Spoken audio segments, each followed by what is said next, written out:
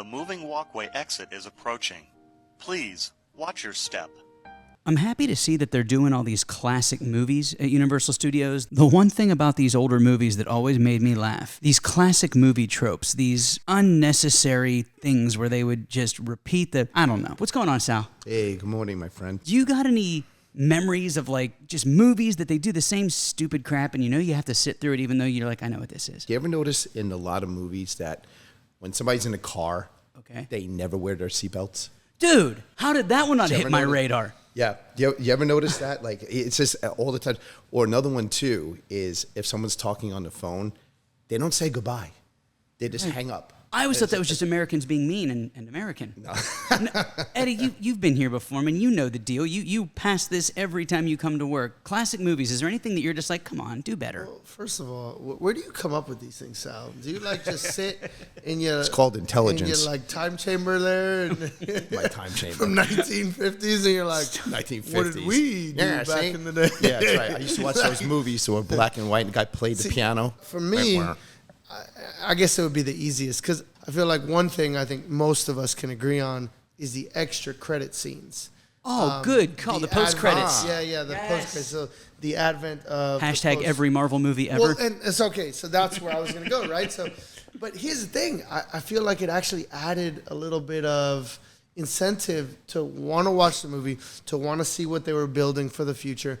And I think it originally, for me personally, I would say the original Iron Man. It really truly all started, I guess you could touch on this, but do you think the original Marvel, let's say like the start of that cinematic universe was Blade? Was it Blade or was it X-Men? It was actually Hulk. Okay, so Hulk was the first one that started Was it the Banner one? The Eric Bana one? It's weird because they almost don't count. The Hulk movies came out a couple of years apart. Well, because, and that we could talk about this of course. Universal. Yes. Right? Because all of us work for Universal at one point in time.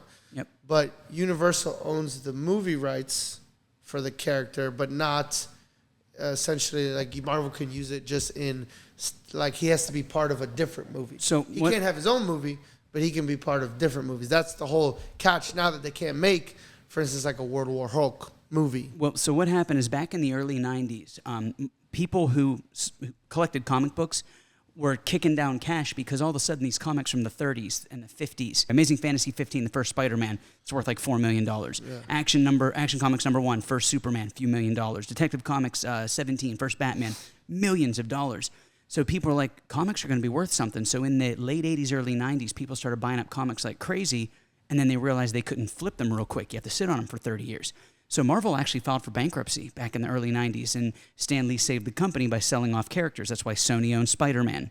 It's why Fox owns the X-Men. Well, they did. Thank you. Yeah. They did own X-Men and I think Iron Man or the Avengers or something like that.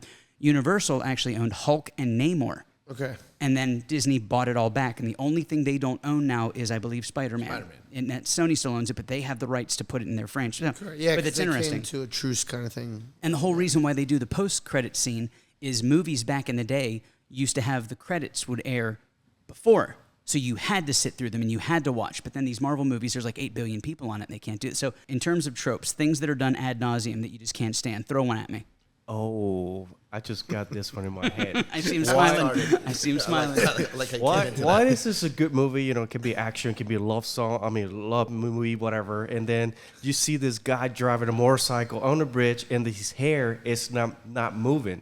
Like how much Aquanet they put in that hair. Just imagine skinny Fabio got the tan, and for whatever reason, I can't decide if Pitbull's going to be playing in the background or Careless Whisper by George Michaels. I'm not sure which way I'm going to go with it, but it's going to be some... or like a remix of something Bob Marley. Anything Marley. Oh, yeah. We all know that's Santiago's Skrillex dubstep version of No Woman, No Cry. Nice. That's his entrance. As he comes into the bar in Margaritaville, opening in the morning. Nobody sees this, unfortunately. But as he walks in, you just start hearing the Bob Marley music, and that's his entrance theme song. I love it. Sal's is, I don't know, some 1930s, like, campy song. Mine, of course, has to be some cool. Eventually, Joey will figure it out for me in one of his drunken stupors. Hey, I'm not drunk and stupid at the same time. I take turns. I never called you stupid. It was stupers, plural. Hey, you want to hear another one? What do you got? So why is it in all these horror movies, everybody splits up? Oh, Dude, no. I Go, let's split up and start, like, They run away when the bad guy's chasing them. For example, he's chasing me for a chainsaw. I'm gonna change that guy. Yeah, exactly. Every movie. It's the movie Scary Movie when they joke about them all. Right. I had that as my number 2. Never say I'll be right back because you won't. And then they tease him and he's like, I'm going to the bathroom. I'll be right back. And they're all laughing at him and then he dies. It's like, well, he told you. Well, that's in terms of. But see, is that a good trope or a bad trope? Because I feel like it's sometimes bad. it can work in both ways. Because it's funny, but you do like it. Sometimes you like things that are so campy or so tropey that it just hits. It kind of leads into mine, playing off Sal's, which was the recent He-Man movie, right? All the memes and all the things about the campiness of the laughing and that song meme that was out with He-Man. I think it worked for us, 80s kids because it played into the campiness of the original cartoon, like that Saturday morning cartoon, and then it taught you something at the end, which that's another soapbox that I don't want to stand on, but younger kids learning morals and certain things. The G.I. Joe now where it's they like have I'm just gonna watch YouTube and whatever. No, G.I. Joe had the PSA at the end of every Yeah, of episode. course, but then in exactly. the movie, they snuck a PSA in, and they're like, what's going on? Well, you shouldn't smoke. It's bad for you. And now you know. G.I. Joe. Because And I'm like, Joey as a parent, That's cool. he'd be a little drunk on Saturday morning trying to give his kid a sip of Bud Light and be like, hey, you know what I'm saying? Stop it. Like, He-Man says don't do that. So, listen to He-Man. luckily, not I don't your have father. kids. You can't accuse me of being a bad parent because I don't have kids, but I see. All right. This He's is a good guide, though, guys. He's Thank a you. great guy. I do appreciate that. This is the one that drives me insane, and this is from the Incredibles movie. They talk about it when the villain starts monologuing. It's the end of the movie. The good guy is on the gurney. He's on the saw. He's on the thing. He's about to die, and then the villain starts going off on a 3-minute tangent. Just enough that he's not looking and the good guy can sneak away. I hate that. So it's such a bad right. But it's like our show. You have me and Joey and Santiago. We're the good guys. We make sense. And then you have the evil villain with evil his villain. little drawn-on goatee over here. I like it. Off If on a Sal- 3-minute Aren't the evil monologue. villains like And we're very smart and conniving and cunning? If Sal was a And villain, always he get would away with be it. he would be Dr. Evil. He's kind, he's nice, but he's gonna blow some S up. So, why do people stay in a house when it's obviously haunted? Poltergeist, the kids being pulled around the room. I think we'll stay in this house. And that's one thing that's like, why do you, I guess it's a premise in the movie, but it's a trope. If you're playing into the stereotypes, you think of it. It's not an intelligent move. It's a look. Here's the deal. Do you have any idea how much it costs to move into this damn neighborhood? It's expensive. The taxes are crap, but the HOA's good. We're staying. I don't care if there's demons. We're f***ing staying. And that's what it is. It's Exactly, true. man. Love that joke. The one that kills me, and this is from the polar opposite of the horror movies to the good side, I can't stand the rom-com trope of it was you all along. It's so obnoxious to watch a 2-hour rom-com to where the first 2 people you see on the screen, it's a guy and a girl. Maybe they're at a train. Maybe they're at a bus. Maybe they work in the same office. They have nothing to do with each other, but it was you all along. And now for 2 hours, I have to do the will they, won't they while I'm trying to enjoy my vodka soda and not be bothered at the poor writing.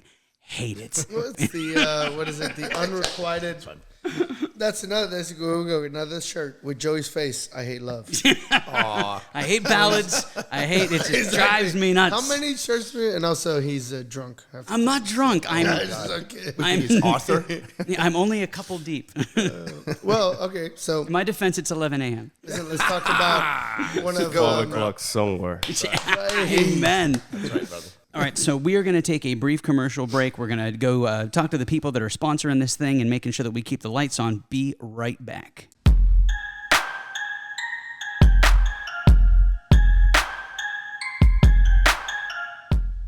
What's up, everybody? It's your boy Joey here from A Jar of Dirt, and today we're talking about something fun, something cool, something medieval. We're going to the Ren Fair. That's right. If you're going to the Ren Fair, you need something awesome to wear. So you're going to reach out to my buddy Mike Cavalier, 1985, and the Pinup Valkyrie. Coolest couple. They do custom clothes, custom chainmail, custom gauntlets, custom everything. If you want to look awesome at your Ren Fair, these are the people you call. I'll stick their link in the bio for you and on the screen so you can reach out to them and remember to tell them you heard about it on A Jar of Dirt.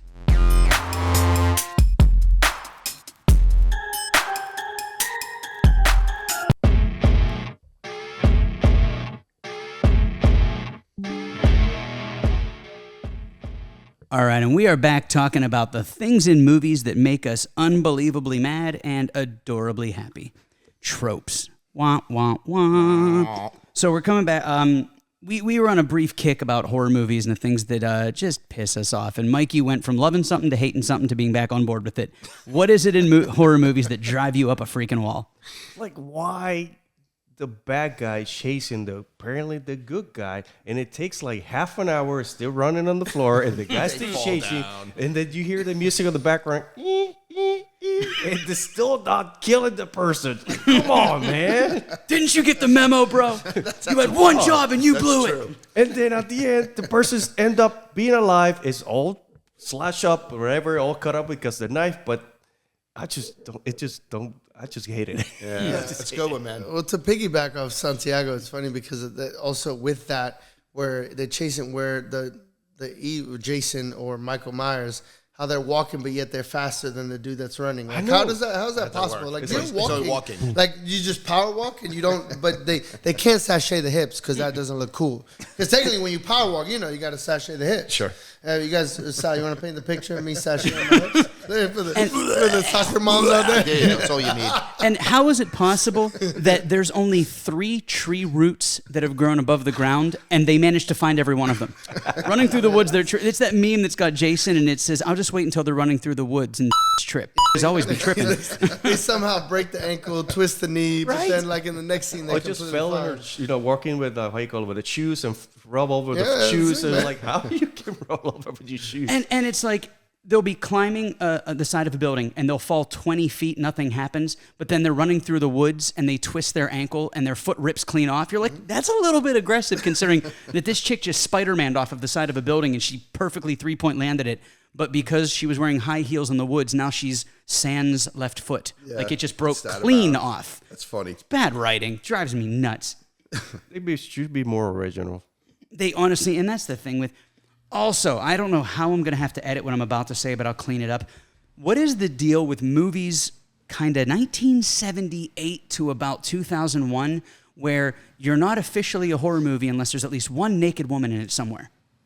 Well, it's funny you say it because I actually just getting ready for HHN, I watched the first 2 Hellraiser movies. I had never. Okay. I mean, I think I've seen them when I was younger, but I don't remember them. So I was like, all right, let me go down trip down memory lane. Let me watch 1 and 2, and then 3 I haven't watched yet because I think you got to rent it. But on Amazon Prime, the first 2 are. Well, if you have a subscription. The third one's not really that good. No, Okay. you don't think so? Well, I guess why do you?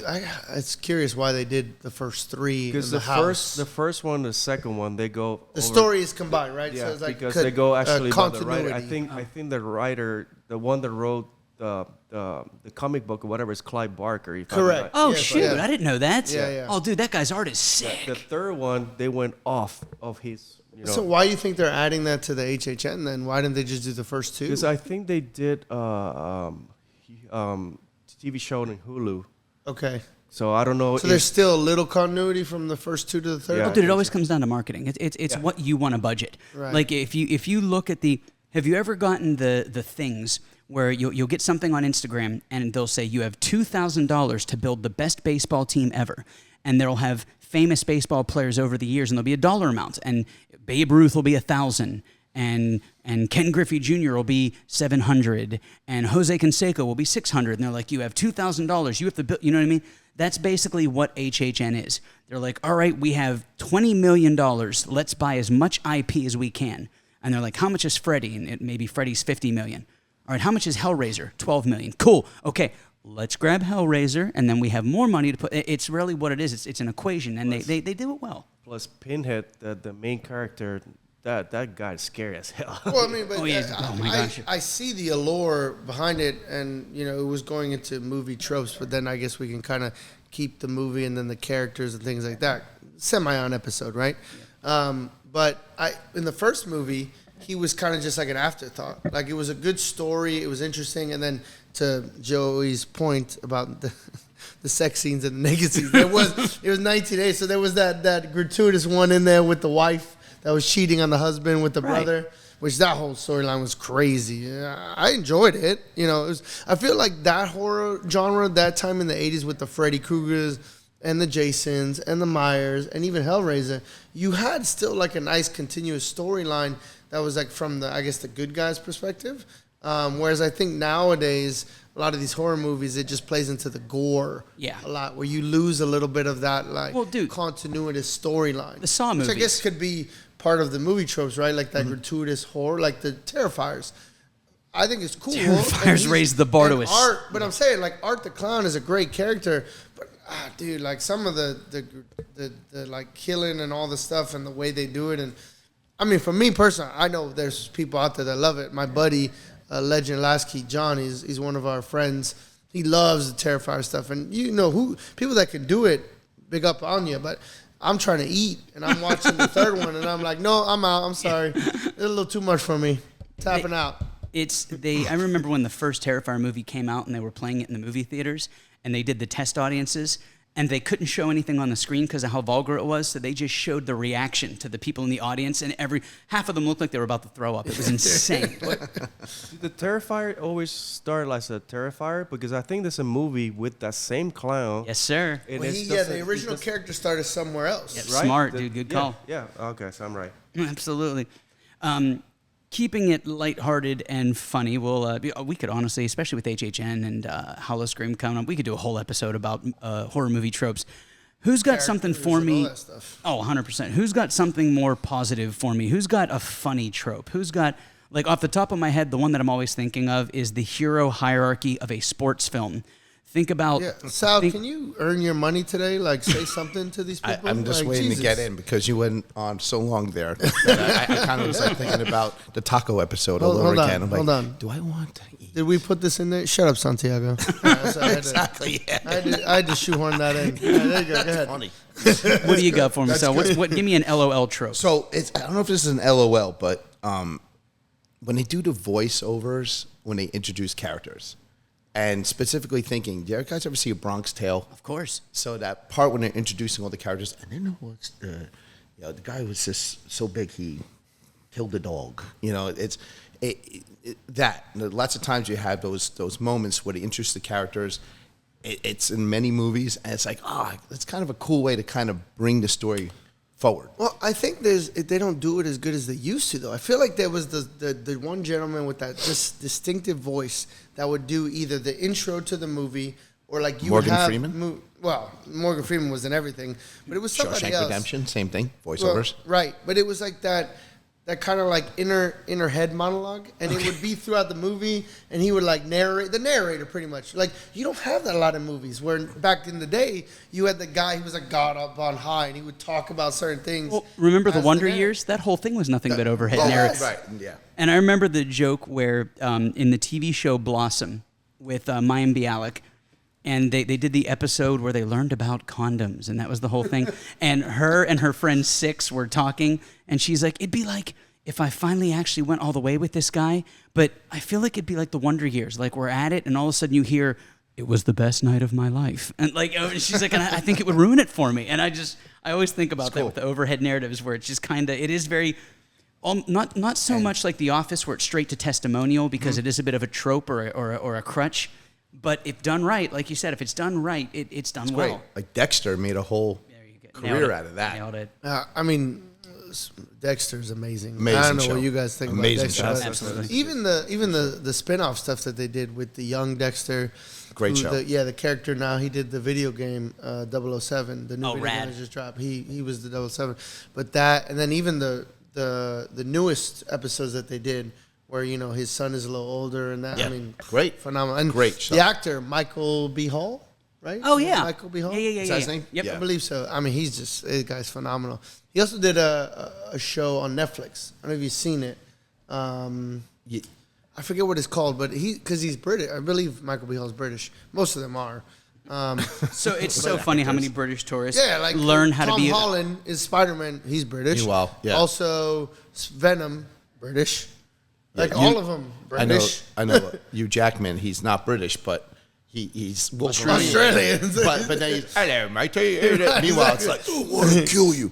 I'm surprised Ryan Reynolds is not British, but, you know. Yeah, He's really. Canadian. Good point. Good point. He He's ain't a good American, so. We are going through into the music side of the tropes now. For example, you guys know, everybody knows me. I'm a big reggae fan. Of course, I love Bob Marley, but I'm also a big heavy metal guy.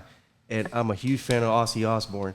His anniversary, first year that he passed away, is coming soon in July. Really, already been a year already. Yeah, it's Already? coming. God. Can't be. Yeah. Can't be. I feel like because Can't you be. said his name, though, Santiago, I have to. Joey, have we heard of any rumors? The last two houses, he dropped Are the we- name there. Are we allowed to? It's a rumor. I mean, technically, we can't. Get in trouble for dropping rumors. You can I can believe. What I'm hoping. What are the two rumors that are left out there? At least just rumors. They're just rumors, Correct. but I'm hoping that that one of the houses. I'm being so careful.